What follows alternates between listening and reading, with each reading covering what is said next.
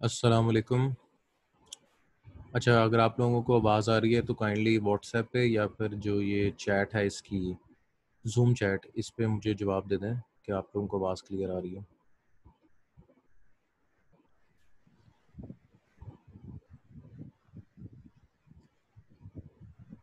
Yes sir, आवाज clear है। ठीक है। 1 2 3 4 स्टूडेंट्स हैं भाई। तो नॉर्मली कितनी आप लोगों की क्लास की प्रेजेंस रहती है? हैं।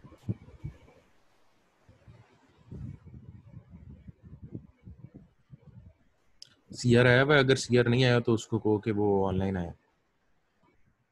वो मैं करता नहीं, उसको करता हूँ मैं व्हाट्सएप पे ना। ठीक है।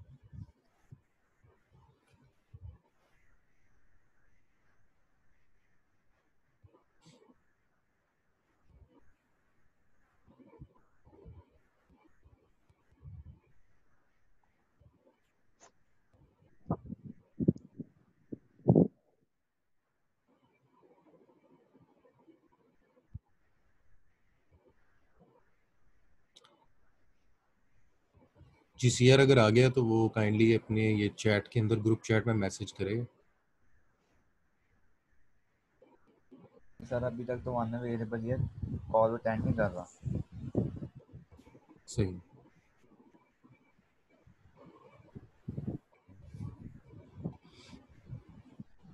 चलो, आज का जो हमारा लेक्चर है वो एक आप ये समझ लो आज की एजेंडा है कि हम अपने लर्निंग प्रोसेस को रीस्टार्ट कर रहे हैं। तो आज स्लाइड्स कोई इतनी ज़्यादा नहीं है, थोड़ी स्लाइड्स हैं। और मैं ये चाह रहा था कि पहले हम एक दूसरे को इंट्रोड्यूस करा लें।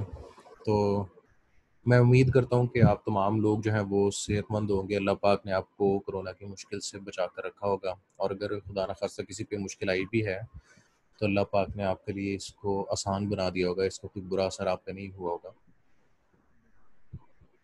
हमें लॉकडाउन में आए हुए तकरीबन 2.5 महीने हो गए हैं। तो मैं ये जानना चाहता हूँ कि आप लोगों ने कोई नया स्किल सीखा है? अगर सीखा है तो आप लोगों ने क्या सीखा है, वो आप लोग शेयर करें ताकि फिर हम उसके ऊपर थोड़ा डिस्कशन करें और फिर हम आगे क्लास का लेक्चर स्टार्ट करें। स्किल तो कुछ भी नहीं सीखा, कोविड हुआ है, हम तो आइसोलेशन में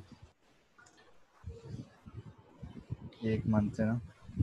नहीं, 1 मंथ तक तो रहता नहीं। कोविड कोविड तो रहेगा, तकरीबन 3 हफ्ते तक रहेगा, ज़्यादा से ज़्यादा हाँ, तो। 3 हफ्ते हो गए हैं। नहीं, ऐसा में 2-3 और भी पॉजिटिव आ गए थे टेस्ट, इसलिए क्वारंटाइन ही चल रहा है, रात ले, नहीं है भाई जाने वाली। नहीं, लेकिन यही तो आईटी की फील्ड को एडवांटेज है कि हमें। हाँ, ऑनलाइन हम काम कर रहे हैं।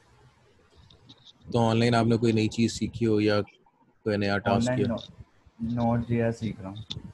हाँ, ये अच्छी बात है। मैंने भी एक दो चीज़ों पे एक्सपेरिमेंट किया। मैंने एक एक फ्रेमवर्क है, उसका नाम है एडोब एयर फ्रेमवर्क। उसके अंदर एप्लीकेशंस बनती हैं, तो वो जब एप्लीकेशन आप बना लेते हैं तो आप एक्सपोर्ट करते वक्त बता सकते हैं कि ये एंड्रॉयड में एक्सपोर्ट करनी है, आईफोन में एक्सपोर्ट करनी है, या डेस्कटॉप पे एक्सपोर्ट करनी है, लिनक्स के लिए या विंडोज़ के लिए। अच्छा एक्सपीरियंस रहा मेरा। मैंने एप्लीकेशन एक अपलोड भी की हुई है, वो मैं आपसे शेयर करूंगा आज। अरे वो जो आईफोन पे एक्सपोर्ट करते हैं तो वो सपोर्ट करेगी उसे? हाँ, वो कर देती है आईफोन, एक्सपोर्ट। क्योंकि आईफोन इशू करता है ना काफी एप्लीकेशंस पे। आईफोन पे आईपीए बन जाएगी, फिर आपको अपलोड करनी होगी, उनके जो रिव्यू प्रोसेस है उससे गुजरना होगा। रिव्यू प्रोसेस तो हर एक अच्छा का ही अच्छा। है। रिव्यू पर प्रोसेस तो आईफोन का थोड़ा टफ है। हाँ, आईफोन का टफ होगा, लेकिन वो जितना टफ करेंगे उतनी उनकी जो क्या कहते हैं यूजर बेस है वो कम होता जाएगा। ठीक होगा। हाँ जी, हमारे पास 18 स्टूडेंट्स ऑनलाइन हैं, तो मैं दोबारा से रिवाइज कर देता हूँ। मेरे को शायद पीछे कुछ लोगों ने कैमरे भी ऑन किए हैं।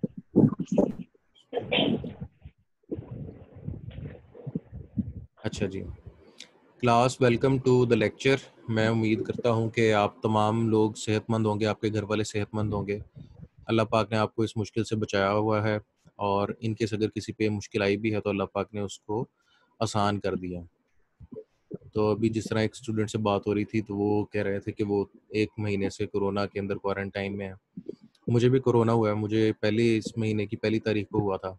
तो अल्हम्दुलिल्लाह मुझे 2 दिन बुखार था और 2 दिन जो है वो जिस्म में दर्द थी, लेकिन अल्हम्दुलिल्लाह उसके बाद से कोई सिम्टम नहीं है, सिवाय इसके कि मुझे फलों की खाने की स्मेल नहीं आती।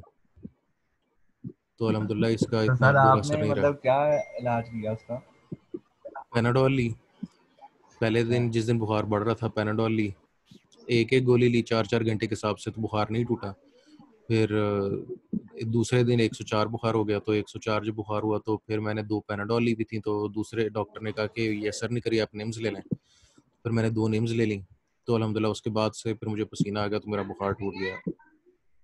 तो मतलब निम्स और पैनाडोल। हाँ, क्योंकि किसी को निम्स सूट कर जाती है, किसी को पैनाडोल सूट करती है। आपको पसीना आना ठीक चाहिए और है। आपका बुखार जो है वो टूटना चाहिए। मतलब बुखार को काम करना है। हाँ। ठीक है। जहाँ तक बात है कि इसका क्योंकि अगर आप सार्स का नाम ज़रा क्योंकि मुखफ़्फ़ है, अगर इसको खोल के पढ़ें तो इसमें लिखा हुआ है रेस्पिरेटरी सिंड्रोम। रेस्पिरेटरी सिंड्रोम का मतलब है कि जो ये वायरस है बेसिकली ये रेस्पिरेशन का है। रेस्पिरेशन आपके लंग्स में होती है, सांस लेने के प्रोसेस को रेस्पिरेशन कहते हैं। तो इस वायरस ने अगर किसी को भी असरअंदाज होना है तो वो उसके लंग्स पे होना है। अब अगर 100 लोगों में से अगर 100 लोगों को होता है, उनमें से 2 लोग ऐसे होंगे, एवरेज अभी जो परसेंटेज आ रही है वो ऐसे होंगे जिनको लंग्स के अंदर इन्फेक्शन होना शुरू हो जाएगा, लंग्स के अंदर पानी भरना शुरू हो जाएगा।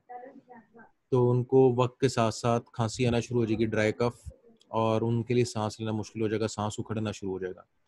तो उसके लिए ज़रूरी है कि आपके पास ऑक्सीमीटर, पल्स ऑक्सीमीटर एक डिवाइस है, 3,200 रुपये की आती है, ये केयर फार्मेसी से मिलती है। वो घर में आपके पास लाजमी होनी चाहिए। उसके अंदर आप जो है अपनी फिंगर्स के ज़रिए चेक कर सकते हैं कि आपके अंदर ब्लड में कितनी ऑक्सीजन लेवल है। वो 90 से नीचे नहीं जाना चाहिए, क्योंकि जिसकी भी लंग्स के अंदर इन्फेक्शन होना शुरू हो जाएगा वो आहिस्ता-आहिस्ता 90 या उससे नीचे जाना शुरू हो जाएगा। मेरे भी जानने वालों में कुछ लोगों की डेथ्स हुई हैं। तो यानी करीब नहीं थे, थोड़े दूर के थे, लेकिन जो पता चला वो ये पता चला कि जब हॉस्पिटल लेके गए तो उनका ब्लड ऑक्सीजन लेवल 50 पे आया हुआ था।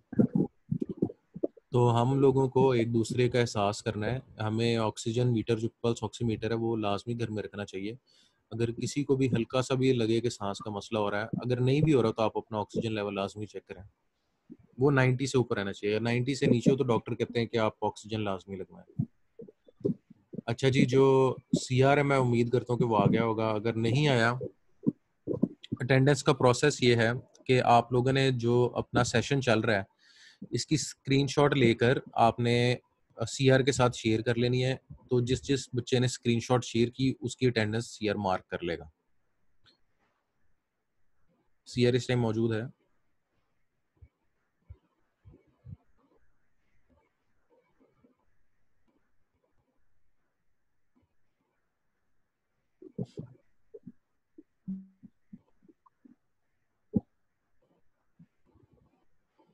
चलिए हम लेक्चर स्टार्ट करते हैं।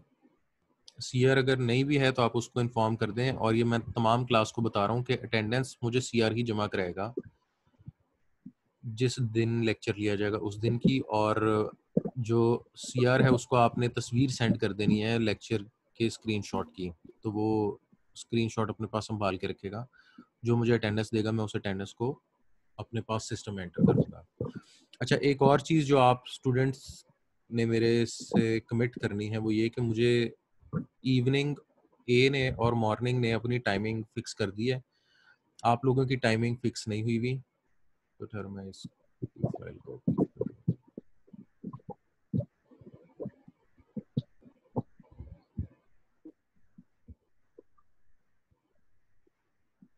जो डेली मुझे आपने टाइम देना है जिसपे हम डेली इंशाल्लाह लेक्चर लिया करेंगे मंडे से लेके फ्राइडे तक। तो अगर आप लोग एग्री करते हैं तो मैं सुबह 10 से 10:30 तक आपका लेक्चर रखना चाह रहा हूँ, मंडे टू फ्राइडे। हमने 12 लेक्चर क्वारंटाइन में जाने से पहले कंप्लीट कर लिए थे। हमारे 36 लेक्चर्स रहते हैं, तो ये अब रेगुलरली क्लास इंशाल्लाह मैंने लेनी है, आपकी हर डेली होगी। आप मेरी तरफ से जो टाइम मैं रेकमेंड कर रहा हूँ वो सुबह 10 से 10:30 का टाइम है। अगर आप लोग एग्री करते हैं तो चैट के अंदर ओके कर दें, ताकि एक दफ़ा ये टाइम एग्री हो जाए तो फिर मैं इंशाल्लाह डेली इस टाइम पे आपका लेक्चर ले लिया करूँगा। जो अब बकाया लेक्चर्स रह गए हैं उसको मैंने ज़्यादा बर्डन करने की कोशिश नहीं करनी। मैंने इंशाल्लाह आपके साथ 7 स्लाइड्स शेयर करनी है। पहली स्लाइड मैंने ग्रुप में शेयर कर दी है। स्लाइड्स के अंदर ही क्वेश्चंस लिखे होंगे और स्लाइड्स के अंदर ही मटेरियल होगा। तो पेपर जब भी अनाउंस होंगे इंशाल्लाह अगले महीने के पहले हफ्ते में वेबसाइट पे लिखा है कि वो जो एग्ज़ाम का स्केड्यूल है वो आपसे शेयर कर लेंगे।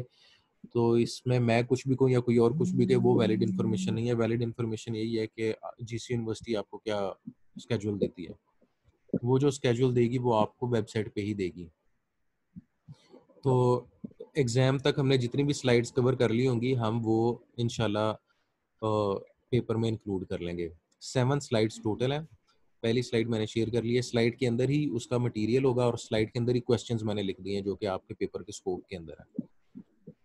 अच्छा जी, मैक्सिमम क्लास पार्टिसिपेशन होनी चाहिए और सीआर जो वो अटेंडेंस मार्क करेगा। और फिर अब हम लेक्चर शुरू करते हैं। कोई क्वेश्चन अगर है अभी तक तो आप लोग पूछ लें।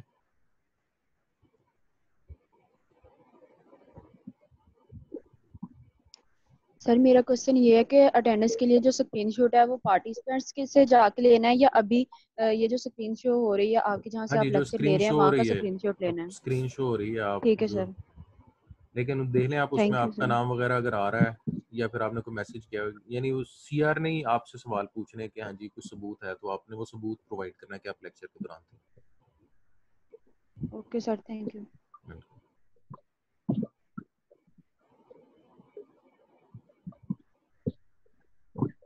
1 मिनट ठहरिएगा, मैं अभी वापस आता हूँ।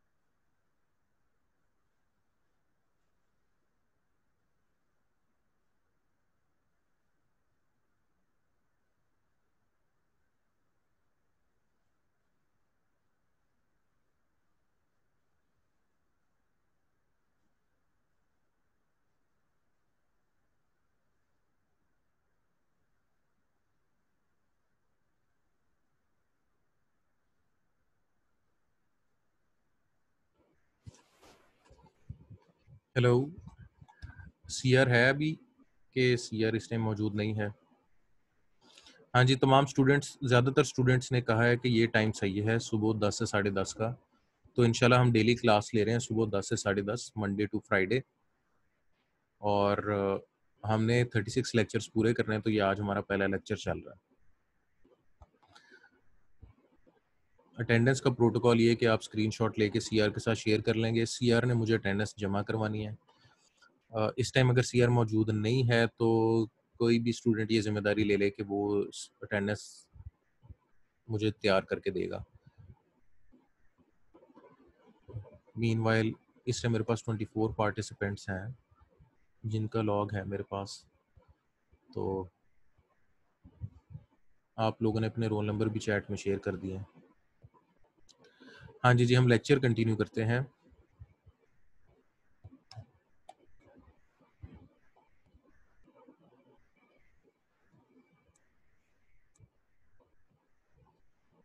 बिस्मिल्लाहिर्रहमानिर्रहीम। अच्छा जी, हमारी जो आज की स्लाइड है, स्लाइड 1, इसमें हमने 4 टॉपिक्स को कवर किया है। वो है सबसे पहले कि कंप्यूटिंग प्रोफेशनल क्या होता है, उसके बाद एथिक्स क्या होते हैं, कंप्यूटिंग एथिक्स क्या होते हैं, और ऑर्गेनाइजेशन क्या होती है। सबसे पहले जो स्लाइड है वो है कंप्यूटिंग प्रोफेशनल के बारे में। Computing professionals help others with their need of designing, locating, retrieving, using, configuring, programming, maintaining and understanding computers and network applications and digital objects.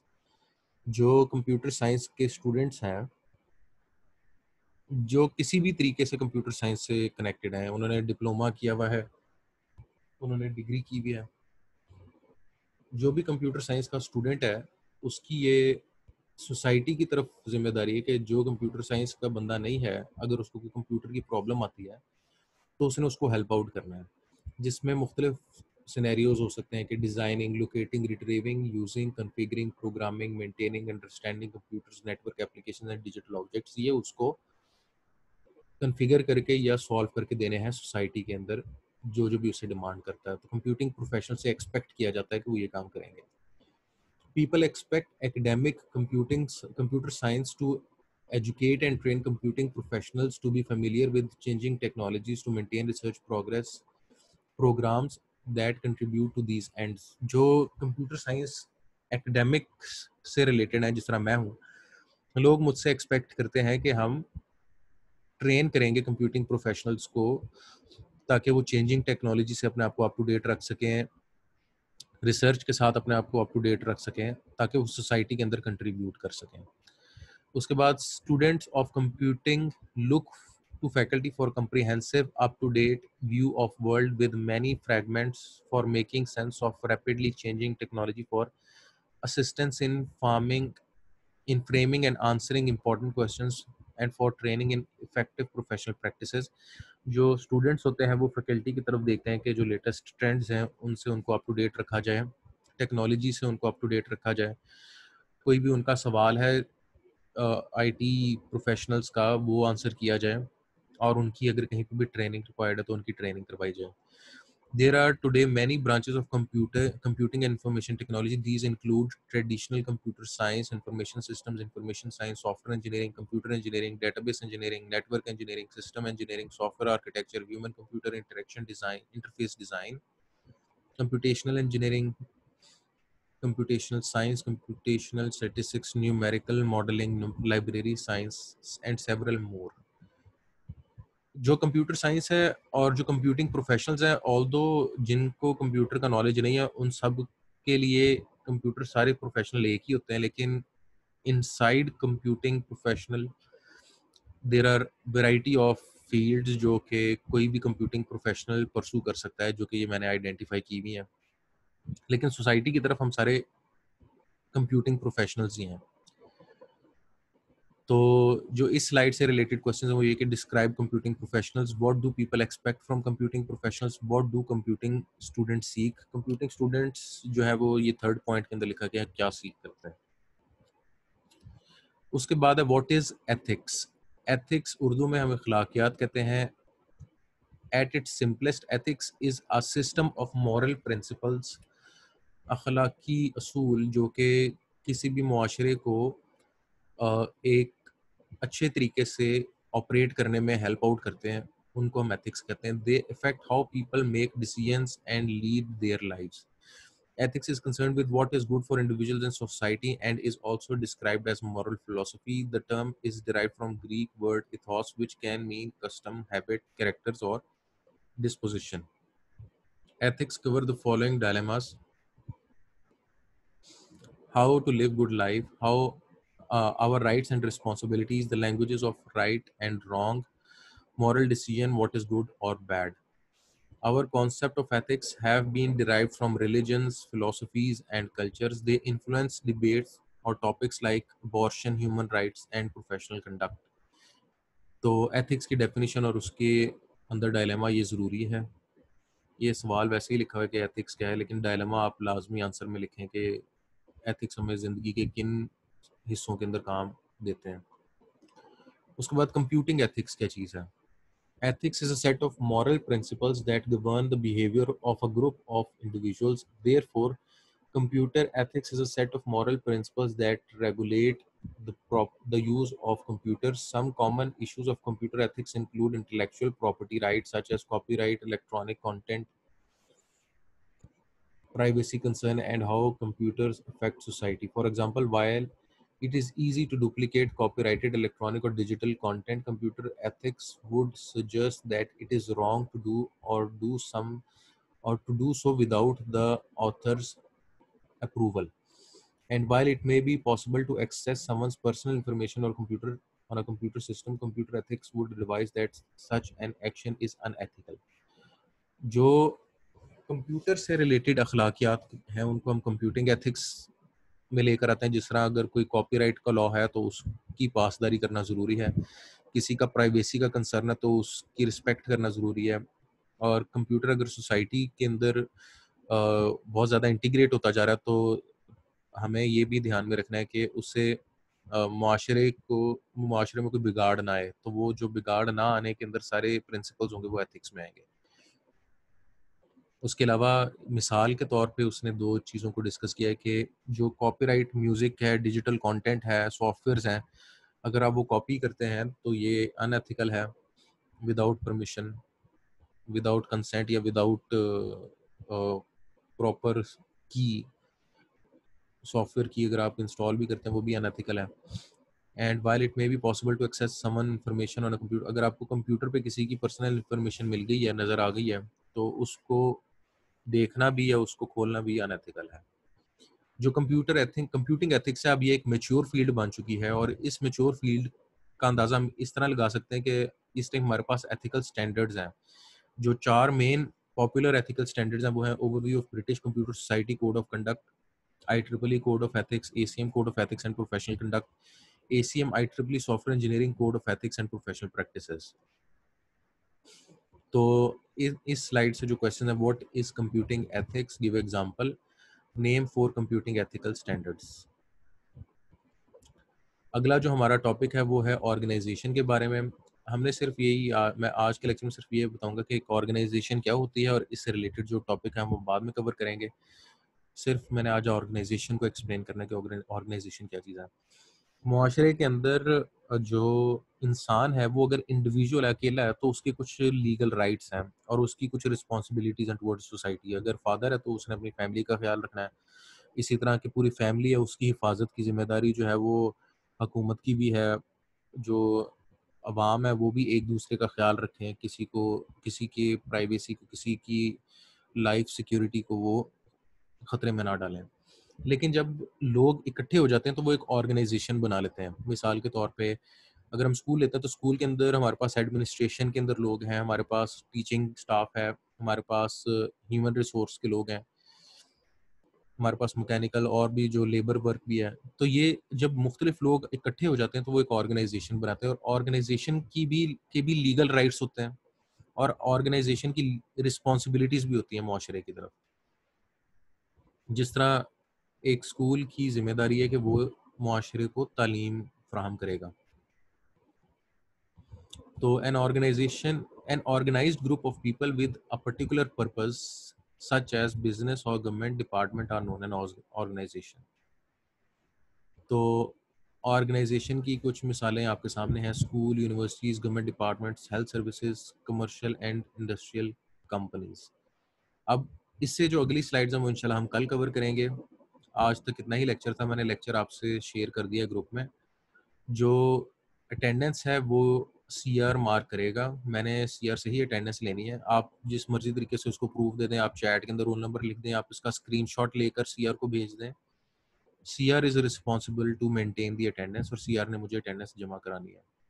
जहाँ तक बात है इस वीडियो लेक्चर की, ये अभी रिकॉर्डिंग होने के फ़ौरन बाद ही आपको इंशाल्लाह जैसे यूट्यूब पे अपलोड हो जाता है, मैं आपके साथ लिंक शेयर कर लूँगा, आप वहाँ से ये लेक्चर डाउनलोड कर सकते हैं। स्लाइड मैंने आपके साथ ग्रुप पे शेयर कर दी है, और स्लाइड के अंदर अगर कोई भी क्वेश्चन मैं ऐड करूँगा तो मैं वो आपके साथ ग्रुप में ही आपको बता दूँगा कि जो स्लाइड 1 है इसमें मैंने ये क्वेश्चंस कुछ और ऐड किए हैं। अभी अगर आप लोगों ने मुझसे कुछ क्वेश्चन पूछने हैं तो आप पूछ सकते हैं, फिर हम जो आज का सेशन है वो एंड करते हैं।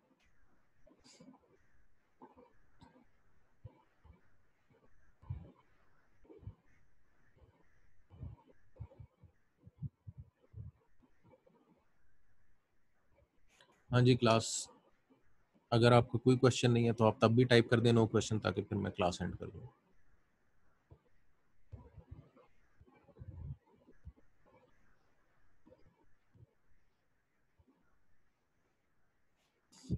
अच्छा जी, मुझे ग्राफिक डिज़ाइनर्स चाहिए, तो अगर आप में से कोई भी ग्राफिक डिज़ाइनिंग कर रहा है तो काइंडली मेरे से वो मेरे नंबर पे व्हाट्सएप कर दे, ताकि हम ग्राफिक डिज़ाइनर्स का एक ग्रुप बना रहे हैं ताकि हम अच्छी ग्राफिक डिज़ाइनिंग की टीम ग्रो कर सकें जीसी के अंदर। तो अगर कोई भी इंटरेस्टेड है, कोई भी किसी भी टूल पे काम कर रहा है, तो वो मेरे साथ मेरे व्हाट्सएप पे मैसेज कर दे और साथ में लिख दे कि वो किस टूल पे काम कर रहा है और उसकी प्रोफाइल क्या, उसने अभी तक क्या बनाया है।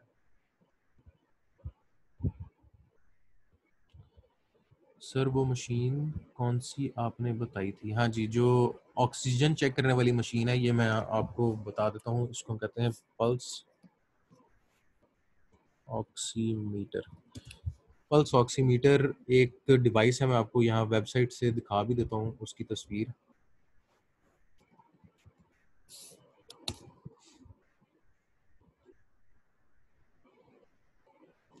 पल्स ऑक्सीमीटर ये डिवाइस है, ये किसी भी किस्म का कट नहीं लगाती आपके हाथ पे। बेसिकली इसमें एक लाइट लगी होती है, वो लाइट आपकी फिंगर पे पड़ेगी तो वो आपकी ऑक्सीजन को डिटेक्ट कर लेगी। जो SpO2 लिखा है, ये आपका ऑक्सीजन लेवल होता है ब्लड में। ये किसी भी हालत में 90 या उससे नीचे नहीं जाना चाहिए। अगर जाए और उसको सांस लेने में मुश्किल हो रही हो किसी भी शख्स को, तो वो लाजमी हॉस्पिटल में एडमिट हो और ऑक्सीजन लगवाए। लेकिन जब हॉस्पिटल में एडमिट होना है ना, तो आपने अपना ख्याल बहुत रखना है। आपने अपने, क्योंकि एक है हॉस्पिटल का मास्क, एक है आपका मास्क। आपने अपने हर लिहाज से सांस लेने वाले रास्ते को साफ रखना है। क्यों? क्योंकि ज़्यादातर लोग जिनको हॉस्पिटल जाना पड़ रहा है ना, उनको ये मसला हो रहा है कि हॉस्पिटल जाके उनको निमोनिया हो जाता है। तो जो पहले ही फेफड़ों के मसले से दो चार है, उसके फेफड़ों में पानी भर रहा है, लंग्स में पानी भर रहा है, और साथ ही उसको निमोनिया हो जाए, तो वो फिर बड़ा एक लीथल कॉम्बिनेशन बन जाता है। वो फिर रिकवर होना उससे मुश्किल हो जाता है। अगर खुदा न खास्ता आपका ऑक्सीजन लेवल कम हो रहा है, आप हॉस्पिटल ज़रूर जाएँ, ऑक्सीजन लाज़मी लगवाएँ। लेकिन जब भी ये हॉस्पिटल जाना हो ना, तो आप अपना रुमाल, अपना कपड़ा ये खुद लेकर जाएँ। ये आप अपनी ज़िम्मेदारी बनाएँ कि आपने इन्फेक्शन नहीं होने देना अपने आप को, निमोनिया किसी और किस्म का। ऑक्सीजन आपने ज़रूर लगवानी है, तो अपने रुमाल से ऑक्सीजन सांस लें। मास्क उनका लें, लेकिन अपना रुमाल अपने पास रखें आप साफ़-सुथरा। क्लास अब ये एंड होने वाला है सेशन, क्योंकि टाइम ख़त्म होने वाला है। तो अ, जो ग्राफिक डिज़ाइनर है काइंडली वो मुझे पर्सनल मैसेज भेज दें मेरे व्हाट्सएप पे। तो थैंक यू वेरी मच। अल्लाह हाफ़िज़।